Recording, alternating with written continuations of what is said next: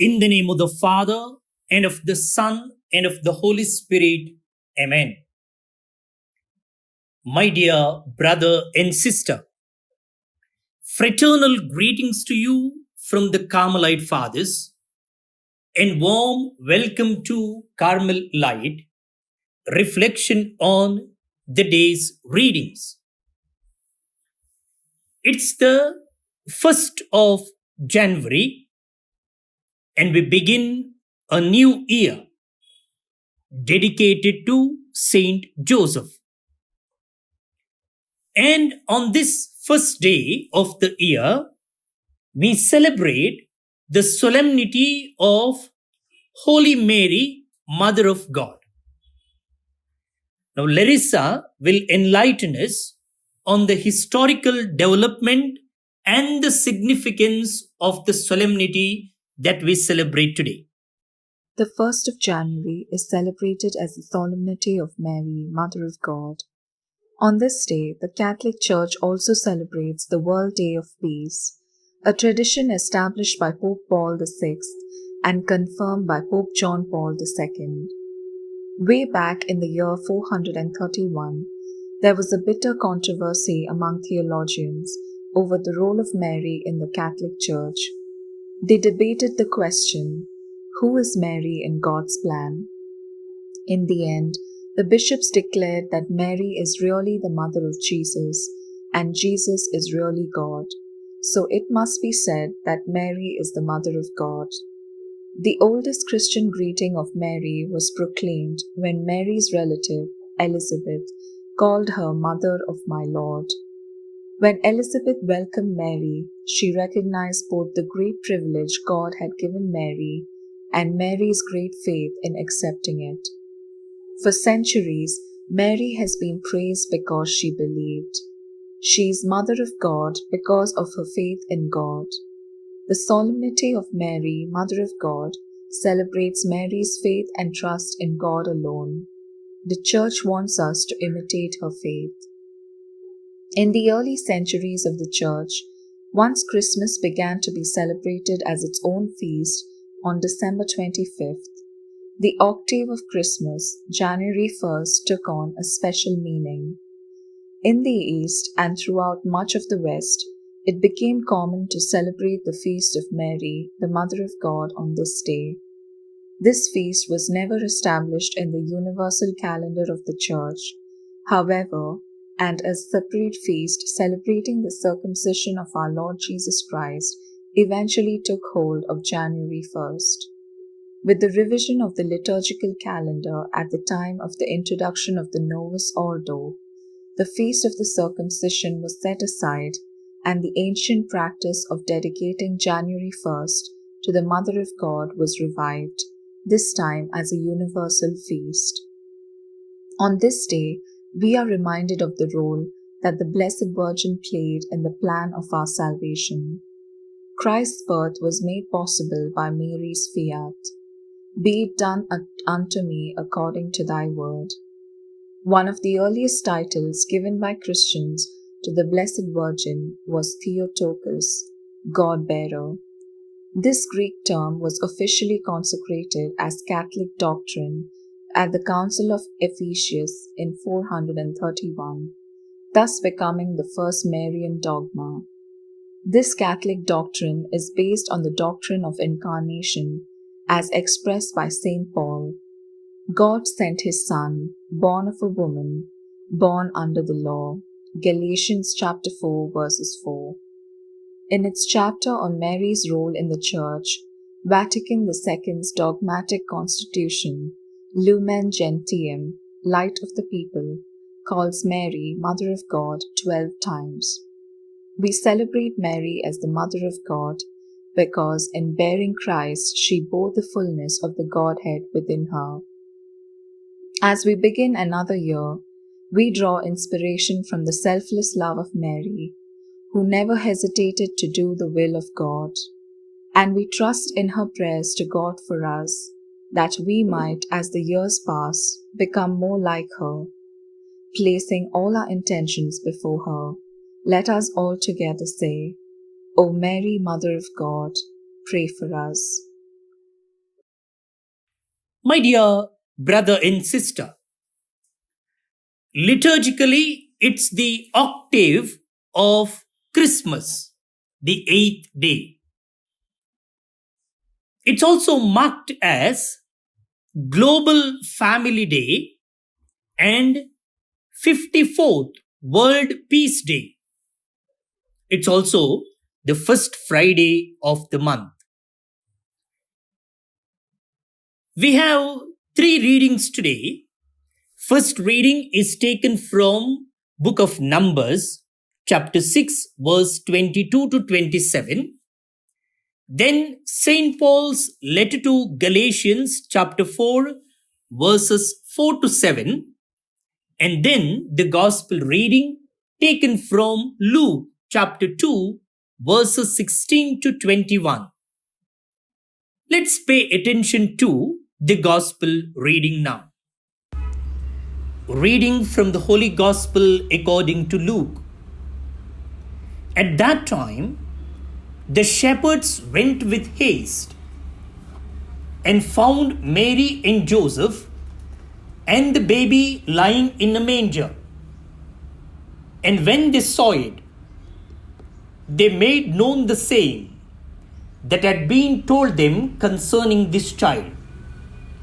And all who heard it wondered at what the shepherds told them.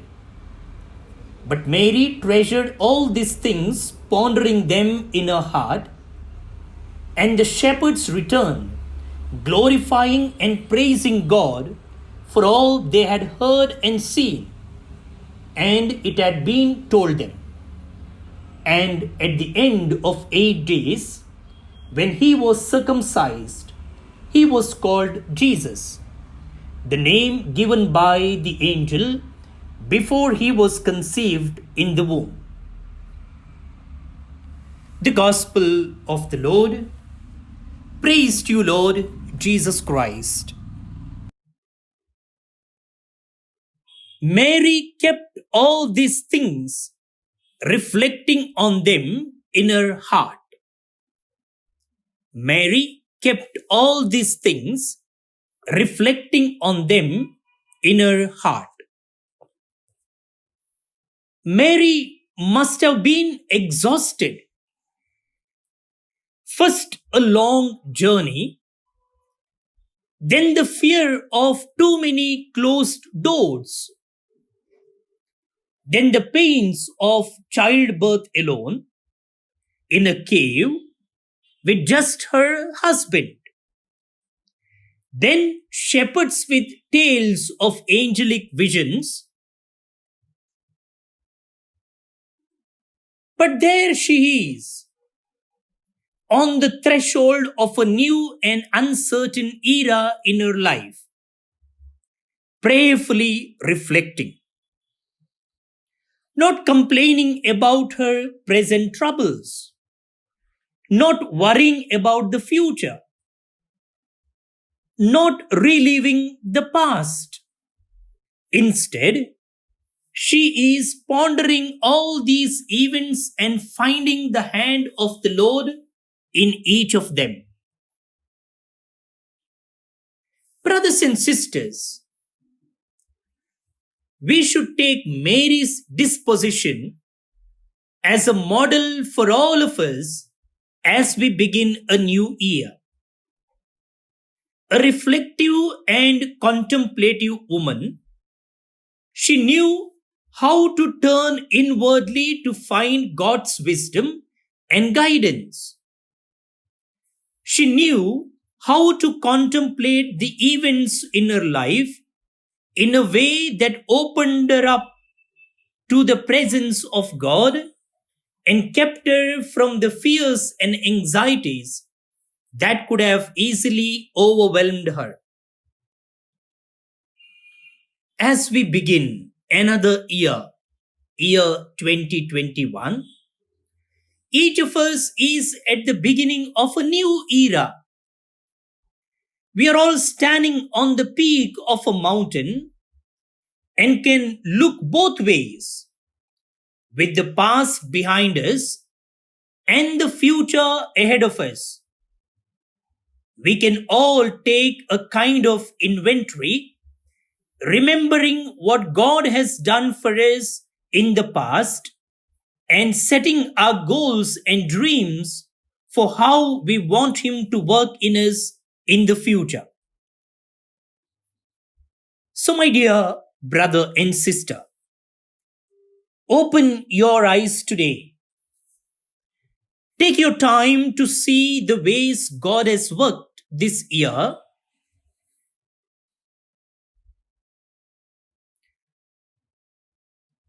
Marvel at how involved God has been in your life, loving you and guiding you. Take this new beginning to seek the Lord in ways you haven't before. Then, confident in God's promises, enter into this new year with high hopes, eager to see what God has in store for you.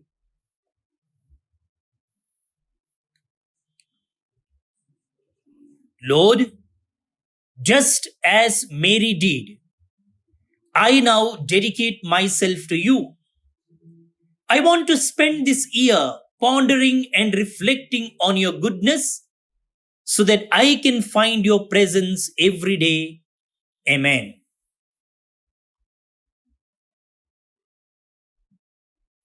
Brothers and sisters, let's pray the responsorial psalm. Psalm 67, verses 2 to 3, 5 to 6, then 8th verse. The psalm continues the blessing by re-echoing the prayer of God's presence in our lives. God is always present in our lives. It is we who are not always aware of God's presence. As we are aware of God being with us, we should praise God so that others may come to know of the presence of God in their lives. Let's pray this psalm.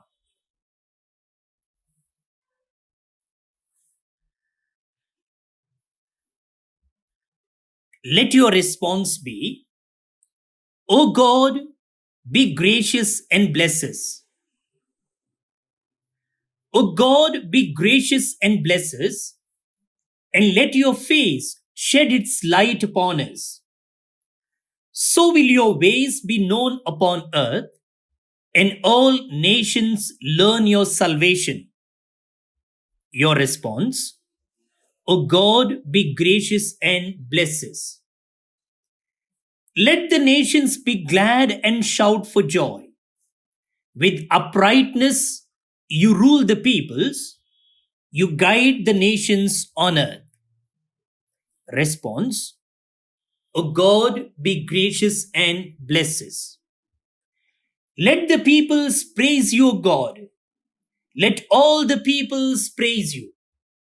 May God still give us his blessing, that all the ends of the earth may revere him. Response, O God, be gracious and bless us. Brothers and sisters, let's now pray for God's blessing. There is a beautiful prayer or a prayer of blessing in the first reading taken from the book of Numbers, chapter 6, verse 22 to 27, where God is asking Moses to speak to Aaron and bless the people of Israel. And the blessing goes this way.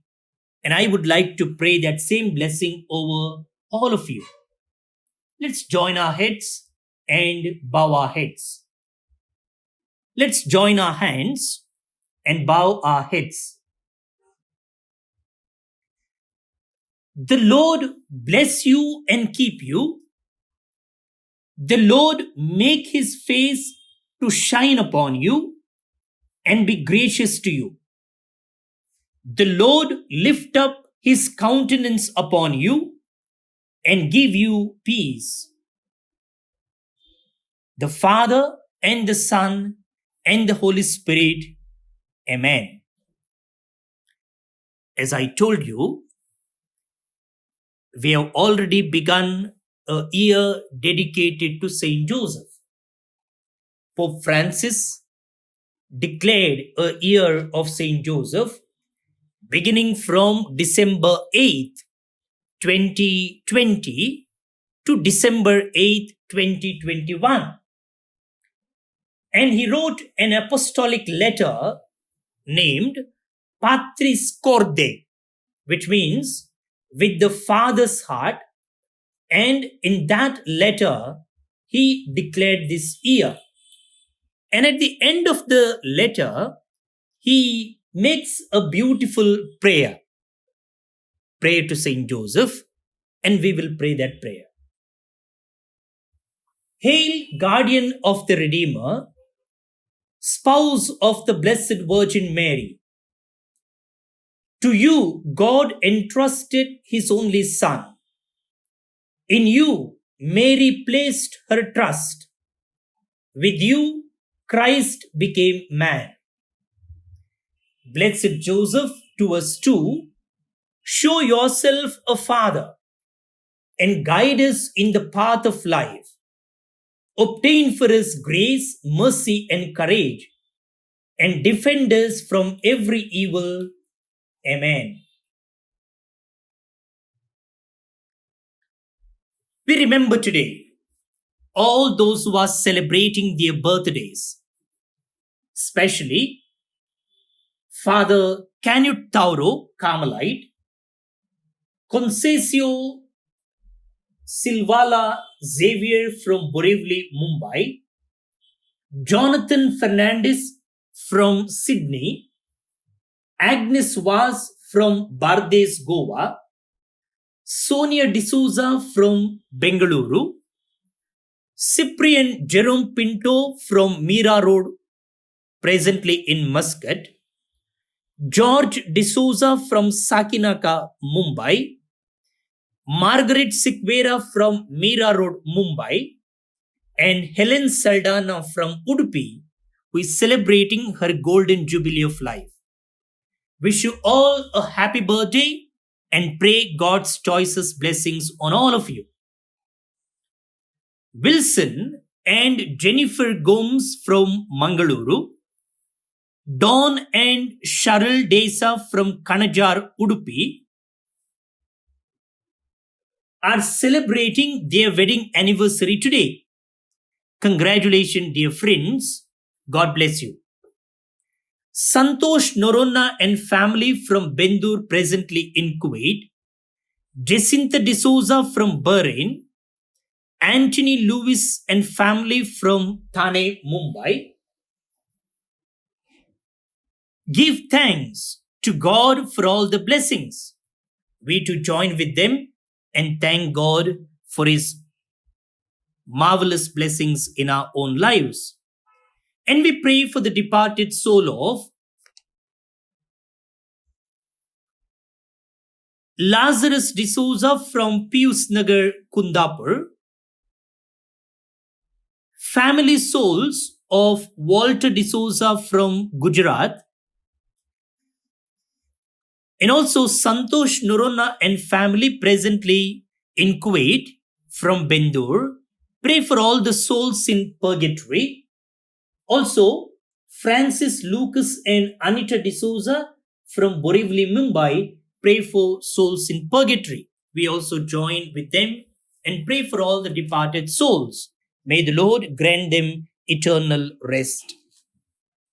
Brothers and sisters, we the Carmelite priests would like to wish you a blessed year dedicated to Saint Joseph, and we would like to thank you for all your assistance, your encouragement, your prayers and support in all that we do in the year 2020. Wish you again a happy and blessed new year. Brothers and sisters, we have already posted all the Bible diaries to all the sponsors and also those who had ordered. Due to COVID 19, the postal system has become slow. Most of you have got the copies, but there are few yet to receive the copies, and I assure you that you will get them in these days. Kindly excuse us for the delay. I am Father Stephen Pereira, and my WhatsApp number is 94812 63229. 94812 63229. See you tomorrow. Bye bye.